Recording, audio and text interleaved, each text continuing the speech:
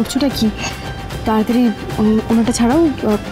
ঝিনুক, আজ গজাননের সামনে আমি তোমাকে একটা কথা বলতে চাই।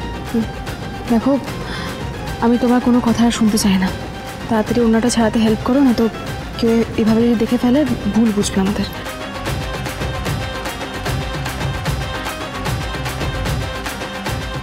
ঝিনুক, যে যা ইচ্ছে ভাবুক, শুধু তুমি আমাকে ভুল ভেবো না, ভুল বুঝো না।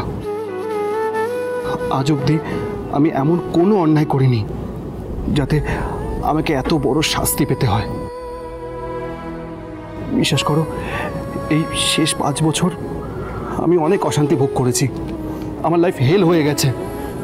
কাউকে নিজের যে কষ্টের কথা বলতে পারিনি, কাউকে নিজের যন্ত্রণার কথা শেয়ার করতে পারিনি।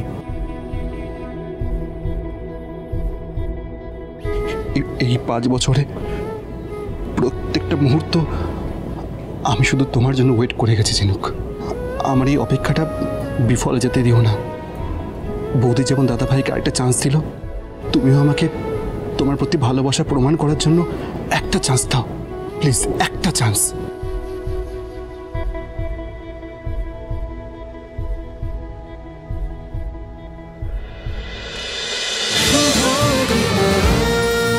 শুভ বিবাহ সোম থেকে রবি প্রতিদিন রাত 10:30টায় স্টার জলসায় ও জিও হটস্টারে।